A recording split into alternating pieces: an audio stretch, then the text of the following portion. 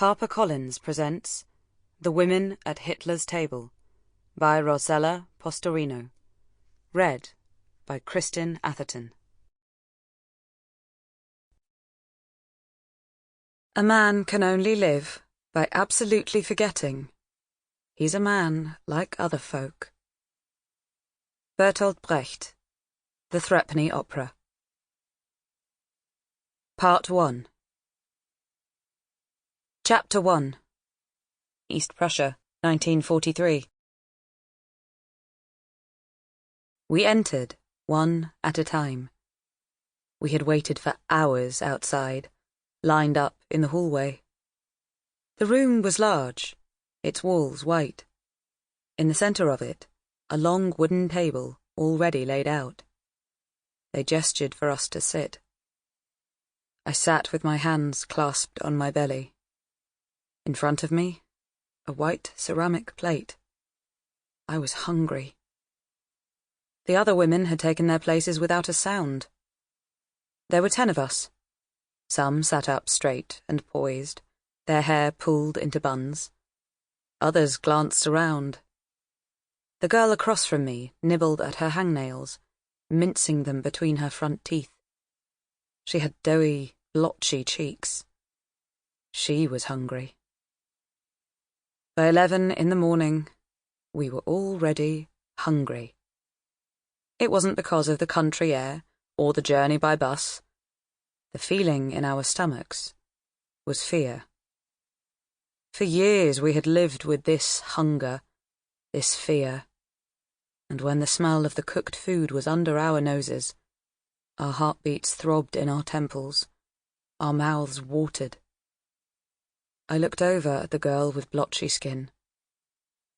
We shared the same longing. The string beans were served with melted butter. I hadn't had butter since my wedding day. The aroma of the roasted peppers tickled my nostrils. My plate was piled high. I couldn't stop staring at it. The plate of the girl across from me was filled with rice and peas. "Eat," they told us from the corner of the room, more an invitation than an order. They could see it, the longing in our eyes. Mouths sagged open, breathing quickened. We hesitated. No one had wished us bon appetit, so maybe there was still time to stand up, say thank you, the hens were generous this morning, an egg will be enough for me today. Again I counted the women around the table. There were 10 of us. It wasn't the Last Supper. "Eat," they repeated from the corner, but I was already sucking on a string bean and felt the blood surging up to the roots of my hair and down to the tips of my toes, felt my heartbeat slowing. "What a feast you've prepared for me. These peppers are so sweet. What a feast for me, on a wooden table, not even a cloth covering it, ceramic dishes from Aachen, and 10 women.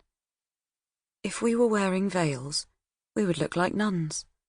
A refectory of nuns who've taken vows of silence." At first, our bites are modest, as though we're not being forced to eat it all, as though we could refuse this food, this meal that isn't intended for us, that is ours only by chance, of which, only by chance, we're worthy of partaking. But then it glides down our throats, reaching that pit in our stomachs, and the more it fills that pit, the bigger the pit grows, and the more tightly we clutch our forks. The apple strudel is so good that tears spring to my eyes, so good that I scoop bigger and bigger helpings into my mouth, wolfing them down, until I throw back my head and gasp for air, all in the presence of my enemies.